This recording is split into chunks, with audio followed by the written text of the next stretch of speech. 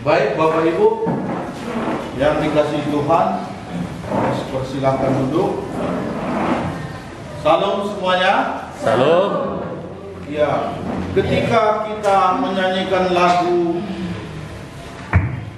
yang tadi, apa yang ada di hati kita?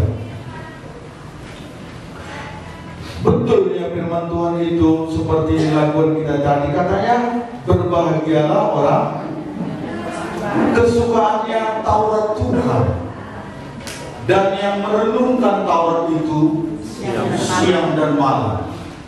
Ya, kalau saya pribadi, saya sangat mengalami itu. Ketika dalam hari-hari di mana saya merenungkan firman Tuhan, tetapi karena di dalam lagu tadi dikatakan bahwa kita itu berbahagia tidak cukup hanya dengan kesukaan saja, karena dia ada kata dan. Apa katanya? Dan yang merenungkannya, ya, karena dibilangnya berbahagialah orang yang kesukaannya Taurat Tuhan. Taurat Tuhan itu adalah firman Tuhan, dan ya, ada kata diteruskan yang merenungkannya siang dan malam. Ya Bapak Ibu, hari ini kita akan ulangi firman ini. Saya mengambilnya dari Mazmur 1 ayat 1 sampai 6. Kita akan membacanya secara bergantian. Saya sangat mengharapkan Tuhan boleh berbicara kepada kita secara pribadi. Mari kita membacanya. Saya membaca ayat yang ganjil, nanti Bapak Ibu membaca ayat yang genap. Jalan orang benar dan jalan orang fasik. Berbahagialah orang yang tidak berjalan menurut nasihat orang fasik, yang tidak berdiri di jalan orang berdosa, dan yang tidak duduk dalam kumpulan pencemooh. Tetapi yang kesukaannya ialah Taurat Tuhan, dan yang merenungkan Taurat itu siang dan malam. Ia seperti pohon yang ditanam di tepi aliran air, yang menghasilkan buahnya pada musimnya, dan yang tidak layu daunnya. Apa saja yang diperbuatnya berhasil. Mereka seperti sekam yang menitipkan angin.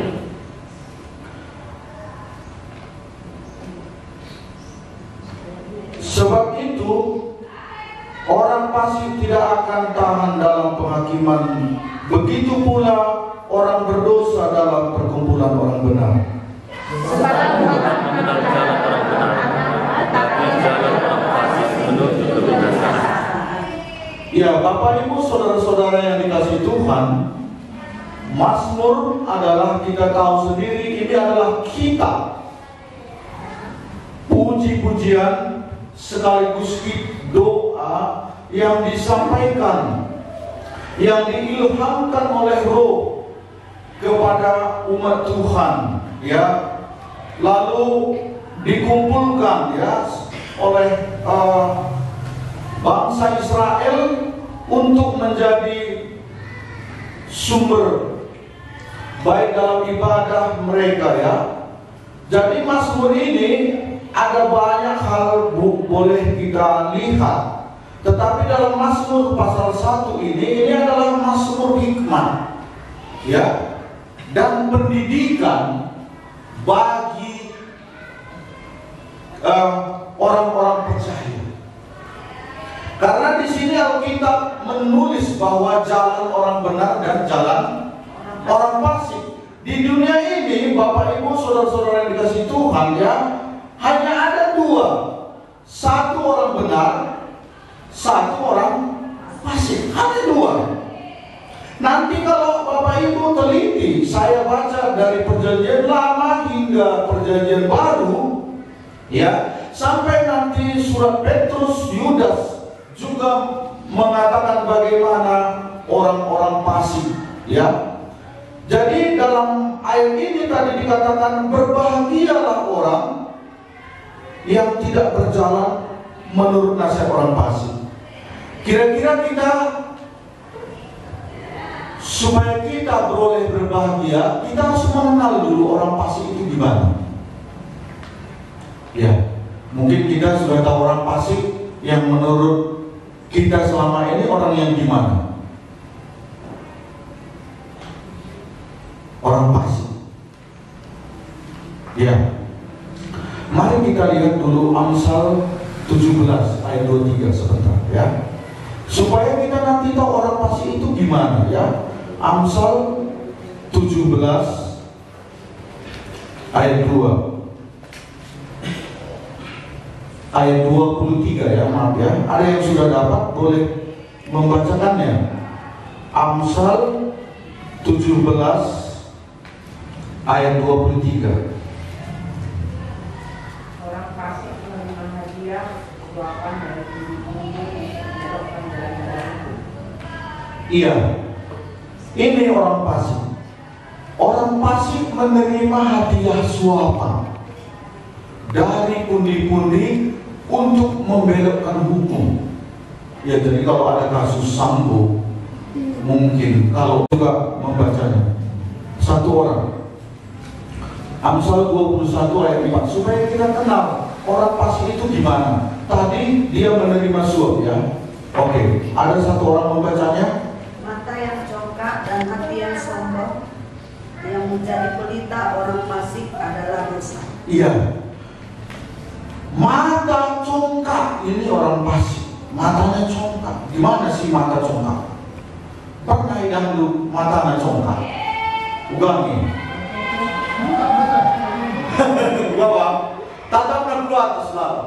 Dalam krim begini. Tapi yang dimuji Tuhan kamu, mata lu ke atas itu kamu sendiri yang tahu.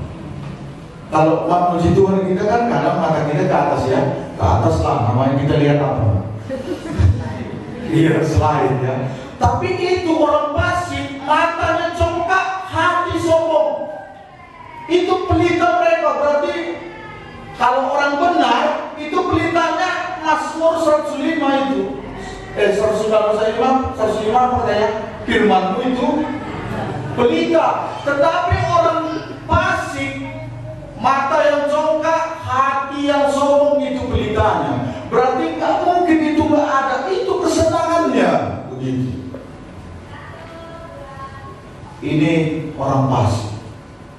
Kita lihat lagi Amsal 21 ayat 10. Ini lebih dekat. Tadi 21 ayat 4. Coba 21 ayat 4. Hati orang fasik mengingini kejahatan, dan ia tidak menaruh belas kasihan kepada sesamanya. Iya, hati orang fasik itu dia mengingini kejahatan, lalu belas kasihan kepada sesama. Jadi man sesama nape tidak ada belas kasihannya. Ya, saya rasa kita di sini semua punya belas kasihan ya. Jadi udah berapa tadi kita lihat orang fasik? 3 ya. Mau lagi? Gimana Bang?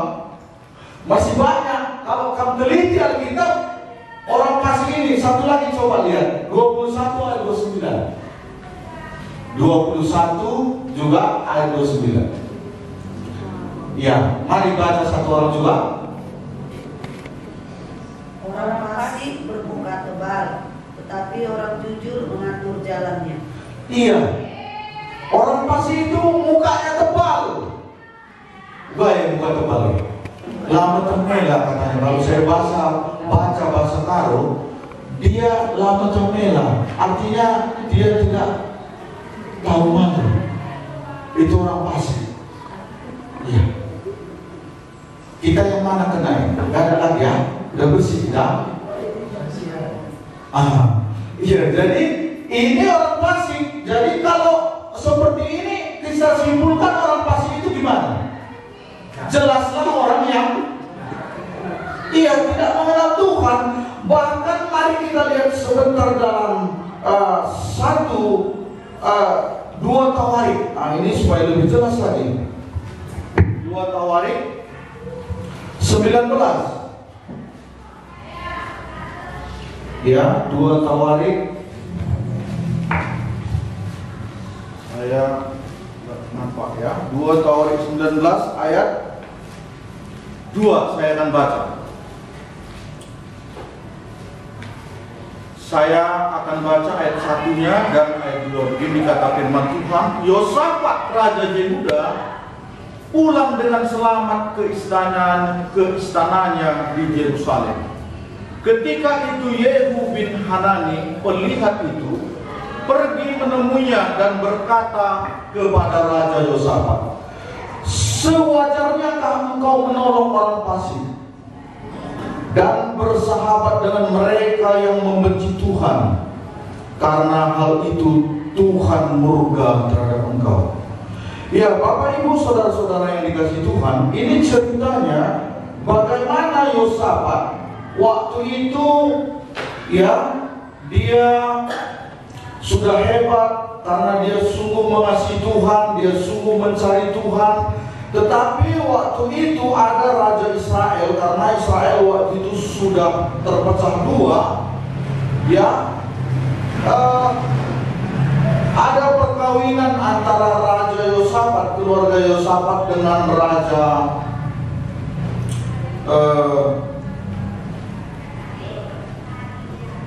Ahab, ya. Ahab ini orang fasik, dia Raja Israel yang berdosa, yang begitu tidak mau mendengarkan Tuhan. Bahkan ketika Tuhan menghajar dia bukan datang sama Tuhan. Itulah Ahab ini. Maka waktu sudah terjadi perkawinan, mereka sudah jadi besan.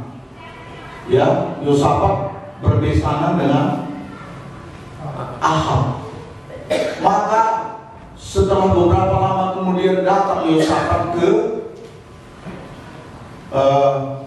mengunjungi besannya Ahab. Maka waktu mereka bercakap-cakap, dibujuk si Ahab dia mereka supaya menyerang Ramot Gilead itu. Datang Yosafat bilang, gak apa-apa, rakyatku kan rakyatmu juga katanya. Tapi mari kita tanya Tuhan dulu. Oh baiklah katanya. Adakah nabi-nabi di sini di Israel katanya? Kata Yosafat. Ada. Lalu dipanggilnya nabi-nabi menurut dia, ya, karena mereka memuja patung Asyera membuat itu. Lalu akhirnya ada 400 nabi yang menubuatkan serang. Kamu akan menundukkan Ramot Gilead dan menang begitu. Tapi hati Yosafat, dia tidak puas. Nggak ada lagi nabi di sini. Oh ada satu lagi yang Hanani namanya, ya. Lalu dia bilang, panggil dia. Datang Ahab bilang, dia nggak pernah menubuatkan yang baik sama aku, selalu aja yang buruk. Ya, tetapi Yosafat bilang panggil. Lalu dipanggil. Memang singkat cerita, lalu nanti nabi itu bernubuat tentang kematian Raja Ahab, ya. Ya, tapi akhirnya Ahab dipenjara, nabi itu dipenjara oleh Ahab. Dan ya, sebelum aku pulang dia kasih minum air saja dan roti katanya. Nanti bisa Bapak Ibu baca itu dalam 2 Tawarik pasal 15, ya. Setelah itu, ya, kalau engkau pulang lagi berarti nggak betul apa yang katakan katanya. Bayangkan satu nabi dengan 400 nabi-nabi palsu waktu itu. Ya, jadi akhirnya waktu itu mereka berperang, ya. Yosafat ikut Ahab yang fasik, ya. Maka Ahab bilang sama Yosafat, kamu pakaian raja, aku menyamar ke tengah-tengah pertempuran. Rupanya orang Aram bilang, nanti kalau ada rajanya itu aja serang. Karena Yosafat pakaian raja tadi, semua pasukan 100 itu gimana? Menyerang Israel lalu Yosafat. Lalu Yosafat menjerit, wow, katanya dia takut. Kalau dalam bahasa kalau dia berseru begitu kepada Tuhan, lalu Tuhan meluputkan dia gitu. Maka akhirnya pasal 19 ini setelah dia pulang dia selamat ya, tetapi tadi mati ya. Nah, jadi dari perikop ini bahwa Bapak Ibu saudara-saudara yang dikasih Tuhan, Ahab ini orangnya dia membenci Tuhan katanya. Makanya ketika Yehu bin Hanani tadi melihat itu, terlihat di sini bukan tukang ramal, tetapi dia mendapatkan perkataan dari Tuhan, pergi menemuinya dan berkata kepada Raja Yosafat, sewajarnyakah engkau menolong orang fasik dan bersahabat dengan mereka yang membenci Tuhan? Ya, jadi orang fasik di sini salah satu orang yang membenci Tuhan. Ya, Bapak Ibu saudara-saudara yang dikasihi Tuhan, karena di sini tadi firman Tuhan mengatakan berbahagialah orang yang tidak berjalan menurut nasihat orang fasik. Iya. Kita gimana setelah menjadi orang percaya? Apakah pola hidup kita yang kita lakukan, momen-momen yang ada, bisa nasihat orang fasik itu datang? Dulu saya waktu mau menikah sama Mama John, karena ada sedikit perselisihan, ya mungkin perbedaan pandangan, karena pastilah kalau beda kita pasti ada saja yang menggurgari, datang ada yang lain, udah gak usah jadi, bilang sama aku, gak usah jadi pesta itu. Itu kan itu satu contoh nasihat orang fasik. Lalu kita lihat apa lagi? Gak apa-apa sekali-sekali gak beribadah. Firman Tuhan apa katanya? Jangan meninggalkan persekutuan atau pertemuan-pertemuan ibadahmu. Nah, itu kan nasihat fasik. Dulu Kak Teddy, saya ingat waktu saya SMA baru pertama bertobat, gak apa-apa nyontek. Itu kan nasihat orang fasik. Karena akibat kita mengopek nyontek itu akan hilang apa? Percaya diri. Saya dulu pernah ketika SMU ujian geografi, ya, semua konten kawan saya 100. Di SMA Kuala ya, 198. Saya sendiri konten 4. Tapi waktu saya menerima nilai itu, Bapak Ibu, saya berbahagia gitu. Karena waktu itu saya sudah bertobat memang. Tapi saya punya komitmen untuk tidak mengopek, karena dulu waktu itu hamba Tuhan menyampaikan itu gitu ya. Lalu karena saya orang fasik itu tadi salah satu, nggak apa-apa sekali-sekali menyontek. Ya, lalu ada dulu guru saya pakai sendiri itu, dia guru geografi, dia bilang, Pak, aku poten 4 sendiri Pak, yang lain poten 10, tapi masih ada capeknya ini. Tapi semua orang itu Pak, buka buku itu, buka begitu. Kan sama aja itu. Lalu saya bilang akhirnya, Pak, saya minta ujian ulang. Akhirnya Bapak Ibu, saya ujian ulang sendiri di kantor waktu itu, dapat saya poten 8, nggak melebihi dari kawan saya tadi. Tapi saya bahagia sekali, senang kali dengan nilai yang sungguh-sungguh dari hasil keringat itu. Makanya firman Tuhan tadi mengatakan berbahagialah orang yang tidak berjalan menurut nasihat orang fasik. Nasihat orang fasik ini banyak. Gak apa-apa buat pemuda ya. Gak apa-apa kamu kawan aja sama dia, nanti kan bisa kamu layani. Itu kan orang fasik juga itu. Kari mau kari apa? Memang citarik dulu ya. Banyak kejadian apa? Kita yang di iya, ini. Jadi Bapak Ibu, yang kedua apa kata firman Tuhan? Syarat supaya kita bahagia pertama tadi apa? Tidak berjalan menurut nasihat orang fasik. Sudah kenal tadi orang fasik? Ya, ada terjemahan lain, orang fasik ini ateis. Memang dia sungguh-sungguh tidak percaya kepada Tuhan. Yang kedua, ketika kita mau berbahagia adalah yang tidak berdiri di jalan orang berdosa. Gimana maksudnya berdiri di jalan orang berdosa? Lamusih katanya, kalau bahasa Karuna dia yang isi lamusih berdosa. Artinya gimana orang berdosa begitu juga dia, itulah orang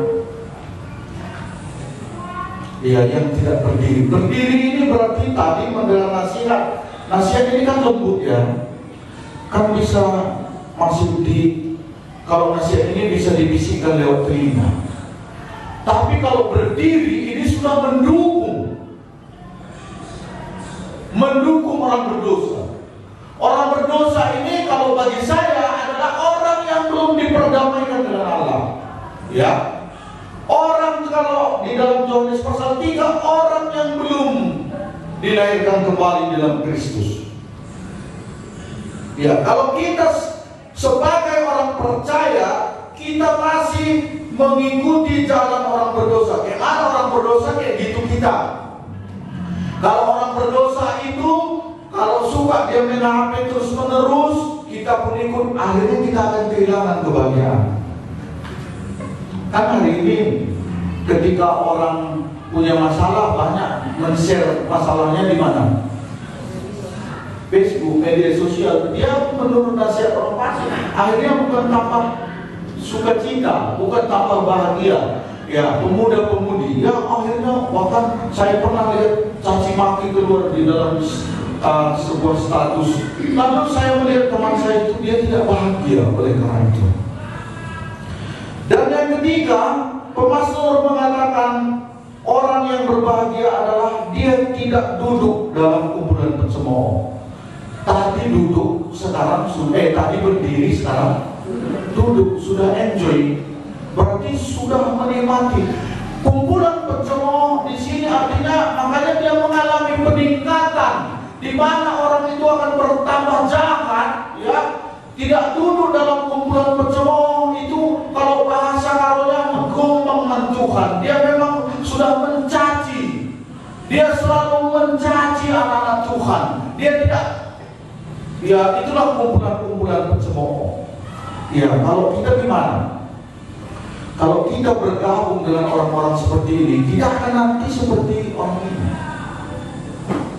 Mana kita lebih suka bergabung dengan orang yang seiman daripada orang yang suka mencemooh, cikurang? Gimana? Nanti awalnya kita mendengar itu dosa orang haruman itu kan, ya. Awalnya mendengar, akhirnya ikut. Lagi bagaimana aku?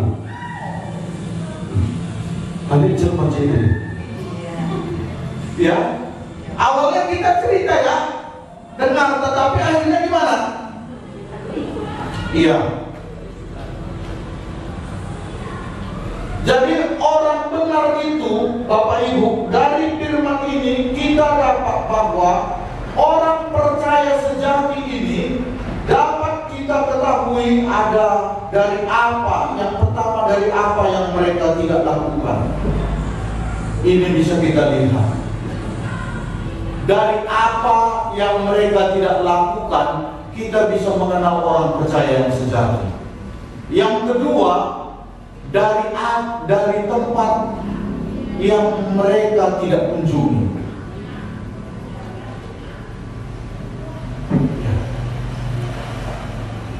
Dan yang ketiga adalah dari kumpulan yang tidak mereka masuki. Dari kumpulan yang mereka tidak masuki. Jadi kalau orang belum bertobat, kita bisa selalu bercakap-cakap, tukar pikiran, nanti kita pun terimbas, akhirnya jadi seperti mereka. Akhirnya kita akan kehilangan kebahagiaan, nggak penuh lagi sukacita kita. Tetapi kalau yang menjadi kesukaan kita ialah ayat 2 ini, tetapi yang kesukaannya ialah Taurat Tuhan. Ya. Dan yang merenungkan Taurat itu siang dan malam. Ya. Ketika ini Bapak Ibu saudara-saudara yang dikasihi Tuhan, kesukaan kita, maka kita akan berbahagia. Di mana hari ini masihkah kesukaan kita Taurat Tuhan? Masih? Masih ada waktu untuk merenungkan Taurat Tuhan? Masih ya. Kan bisa merenungkan Taurat itu siang dan malam, itu kayak mana Pak? Siang malam baca Alkitab itu aja? Enggak ya? Iya, sambil kita ganti nakal babi, cinging gitu kan bisa kita renungkan firman Tuhan ya? Bisa nggak? Iya, tapi kena pula nanti tanganku kita bilang enggak. Ya, saya dulu waktu pertama kali bertobat sambil beres saya renungkan firman Tuhan gitu, senang kali hati saya. Maka terakhir ini firman ini kembali gitu mengingatkan saya. Kenapa? Karena bisa Bapak Ibu, setelah sekian lama kita bertobat, kalau nanti kita lagi nggak mempunyai kepekaan, ya, lalu kita tidak memiliki waktu merenungkan firman Tuhan, sukacita kita bisa nggak penuh lagi kebahagiaan kita. Tanya hati lu, apakah sukacitamu ketika kamu mengenal Tuhan, ketika kamu mulai bertobat dengan hari ini masih sama kan sukacita itu? Masih penuhkah sukacita itu ketika kamu pertama mengenal Tuhan? Saya, sukacita saya hari ini kembali penuh. Saya pernah nggak penuh sukacita saya lagi. Kenapa? Karena ada dosa bisa jadi. Kedua, karena terlalu sibuk seperti orang Efesus. Mereka sibuk pelayanan luar biasa hebat, tetapi mereka dicela oleh Tuhan. Satu cuma Tuhan katakan, apa? Engkau telah kehilangan kasihmu yang mula-mula. Aku mencela engkau. Jadi Tuhan tidak tahu kita kehilangan kasih yang mula-mula. Kasih di mana dulu kita bisa merenungkan firman Tuhan. Kita bahkan aku kaya bilang menarik Tuhan kecuali kamu. Saya dulu pernah punya hati seperti itu. Menekai peteku Tuhan asal sekam berembak. Itulah kasih, mula-mula kasih yang membuat kita bersukacita dan berbahagia. Apalagi kita kompromi dengan orang fasik, dengan orang berdosa, kita melakukan nasihat orang fasik, kita lagi berdiri di jalan orang berdosa, bahkan duduk di dalam kumpulan bersama, pastilah kita tak akan lagi berbahagia.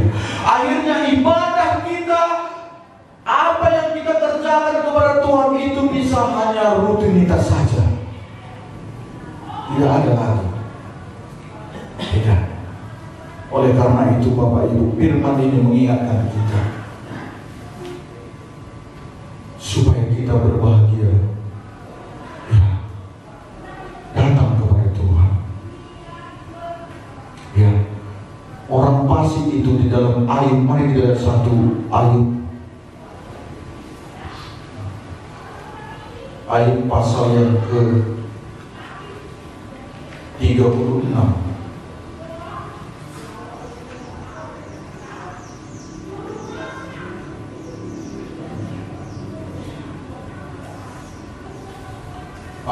Ayub 36 ayat yang ke-13. Saya akan baca Bapak Ibu. Orang-orang yang fasik hatinya, bisanya kita sudah percaya, tapi bisa hati kita ini jadi fasik.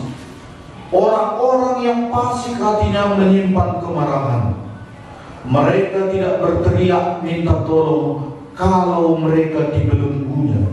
Jadi ketika orang Israel waktu itu banyak, baik zaman Raja Asa ya, Raja Asa itu ketika dia ada permasalahan, padahal waktu mereka menghadapi pasukan yang besar, dia datang kepada Tuhan. Tetapi pasukan yang kecil dia minta persekutuan dengan bangsa Arab.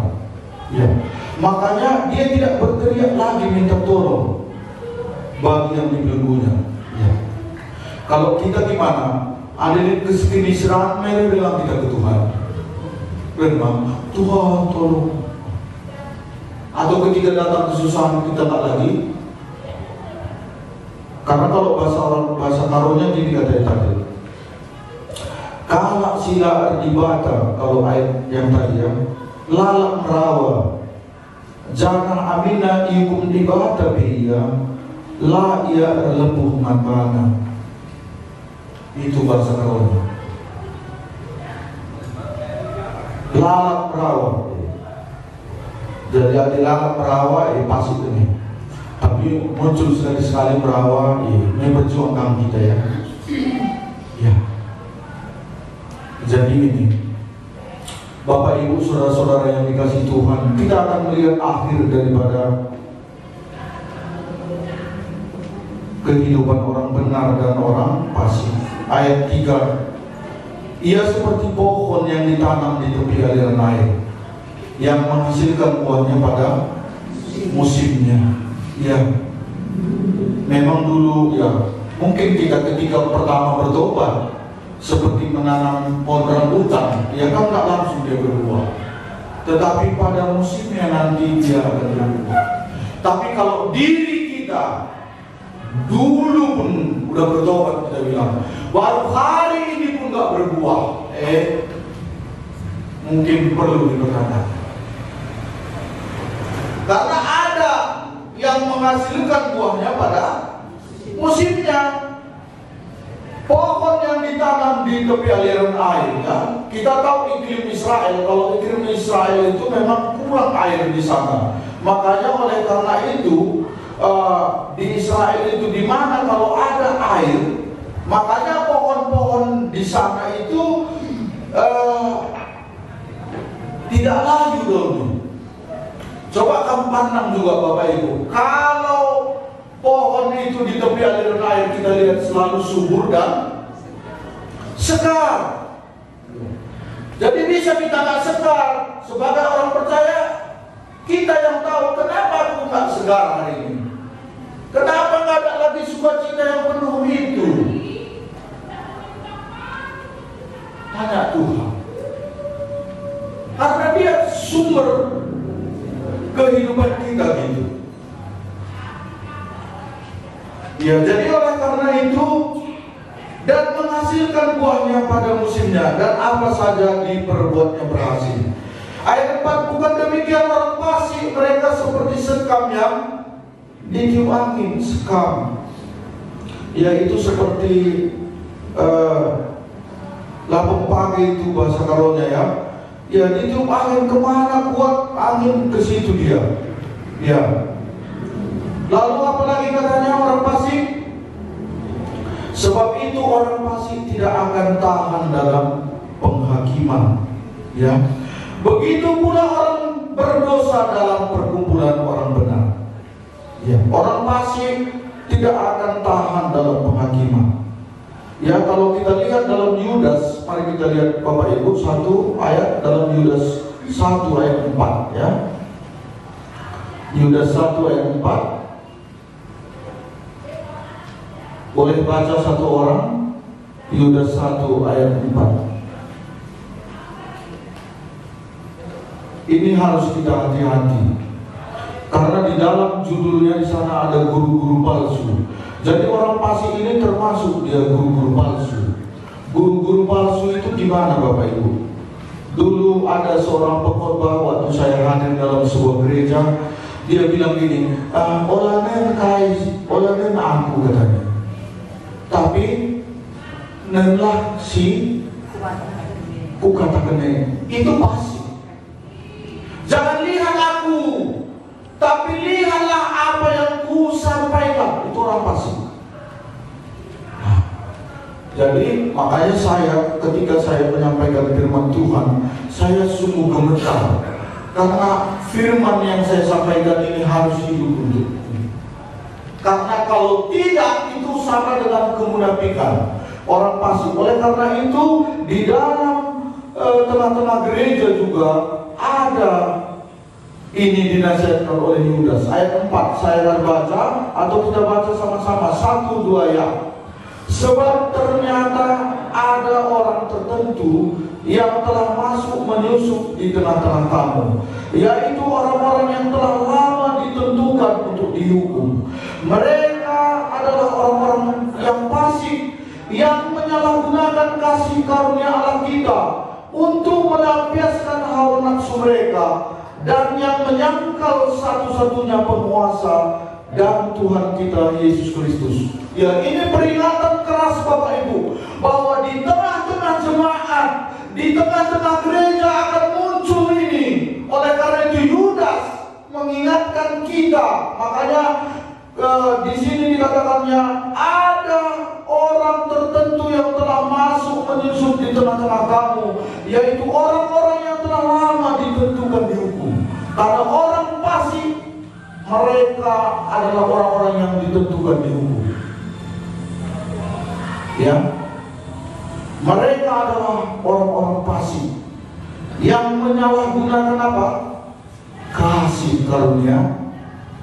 Iya, kasih karunia Allah kita untuk melampiaskan apa? Hawa nafsunya saja. Bahkan dia menyangkal satu-satunya penguasa, itulah Tuhan kita Yesus Kristus. Saya tunduk sama Tuhan. Saya bilang sama Tuhan, Tuhan, kalau ada masih kefasikan dalam diri ini, Tuhan nyatakanlah, beritahukan kepadaku. Ya. Karena kalau kita baca firman Tuhan saja hanya pengetahuan yang tambah, tetapi iman tidak dan kasih, itu nanti bisa akhirnya kita menjadi orang fasik. Ya. Oleh karena itu dalam Mazmur ini dikatakan tadi apa? Orang fasik itu tidak akan tahan dalam penghakiman. Begitu pula orang berdosa dalam perkumpulan orang benar. Tetapi kita lihat orang benar Bapak Ibu ayat 6. Sebab Tuhan mengenal jalan orang benar, tetapi jalan orang fasik menuju kebinasaan. Ya, dalam Yudas juga jelas tadi, mereka ditentukan untuk dihukum.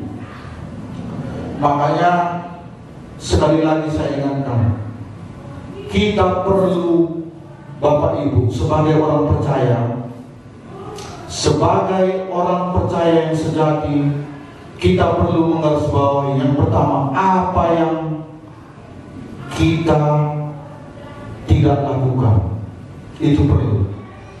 Yang kedua, tempat yang tidak kita kunjungi. Yang ketiga, kumpulan yang tidak kita masuki. Ini perlu kita camkan agar kita tidak terambil oleh kefasikan orang fasik. Kalau kita sering berkumpul dengan orang-orang yang tidak mengenal Tuhan, ya, kita mendengar, kita tidak menggaraminya, kita tidak menceritakan firman Tuhan, bukan kita yang menjadi terang di situ, akhirnya kita akan seperti mereka. Ya, kita bergaul dengan orang pemarah aja, kita akan jadi pemarah. Ya. Oleh karena itu, inilah firman Tuhan yang boleh membuat kita berbahagia. Yang pertama tadi, tidak berjalan menurut nasihat orang fasik. Kita sudah tahu tadi orang fasik. Kedua, tidak berdiri di jalan orang berdosa. Ketiga, tidak duduk, enjoy, ya, di dalam kumpulan pencemooh. Tetapi kesukaannya ialah Taurat Tuhan, dan yang merenungkan Taurat itu siang dan malam. Seperti saya pernah melihat kambing, ya, karena dulu juga saya tukang nanam kambing. Saya ingat selalu, kambing itu setelah makan dia duduk di tempatnya, lalu dia munyah-munyah. Gitu. Saya membayangkan seperti itulah orang yang merenungkan firman Tuhan. Ada waktu kita, firman yang kita baca itu kita renungkan. Ketika kita bekerja, kita sendiri, ya, bahkan ada satu anak Tuhan saya lihat waktu dia jaga gede ya, ketika nggak ada orang di gedenya itu, dia dengar firman Tuhan, dia renungkan begitu. Ya ada juga orang ketika dia nyetir bawa mobil, dia renungkan firman Tuhan, maka dia seperti pohon tadi di mana? Iya, di tepi aliran air, nggak pernah layu daunnya, selalu segar. Saya tengok, saya pernah terkejut waktu itu sama dia. Saya pikir dia nggak punya masalah, tapi waktu itu ada masalahnya. Tapi saya lihat wajahnya segar aja gitu. Ya, tapi bukan berarti nggak pernah kita nanti wajah kita gimana ya? Macam mungkin. Oke. Pengertiannya gimana? Kalau orang yang seperti ini lagi pernah bagi macam aja ya gua kira-kira. Gimana Mami? Oh, lihat dari masalah Bang. Tapi nggak duduk kita di situ ya. Nggak di situ kita. Ketika kita tahu, makanya Pak John Monan bilang, aku alarmku sudah cita. Ketika damai sejahtera itu, kurasakan langsung aku bertanya Tuhan bertanya. Itu menjadi alarm bagiku bertanya. Sehingga dari situ dia bertanya lagi sama Tuhan. Tuhan kenapa ini? Kenapa begini? Itulah yang menjadi kesukaan Tuhan juga bagi kita sebagai orang percaya. Amin. Mari kita berdoa. Tuhan Yesus, Engkaulah Allah kami yang memberikan kami kebahagiaan dan sukacita. Dunia ini tak dapat memberikan kami kebahagiaan. Semuanya semu Tuhan, bahkan selalu menyisakan kekosongan di dalam diri manusia. Tanpa Tuhan, ada suatu kekosongan dalam hati manusia. Manusia tidak akan dapat memperoleh kebahagiaan sejati tanpa Tuhan Yesus. Tuhan, hari ini kami sudah mendengar firman-Mu, bagaimana jalan orang benar dan jalan orang fasik. Bagaimana juga orang benar itu diberkati Tuhan. Bagaimana orang benar itu yang kesukaannya Taurat Tuhan dan yang merenungkan Taurat itu siang dan malam. Ia seperti pohon yang ditanam di tepi aliran air. Tuhan, buatlah ini jadi dalam hidup kami. Ketika kami merenungkan firman Tuhan, buatlah kuasa-Mu memenuhi hidup kami. Betapa kami bahagia. Tuhan, kiranya meneruskan perkataan-Mu ini kepada kami, supaya menginsapkan kami akan dosa, akan kebenaran, akan penghakiman, supaya kami menjadi orang yang semakin takut kepada Tuhan dan beribadah kepada Tuhan. Hamba-Mu yang tidak sempurna, Roh-Mu yang kuduslah yang menyempurnakan. Di dalam Kristus Yesus kami berdoa dan mengucap syukur. Amin.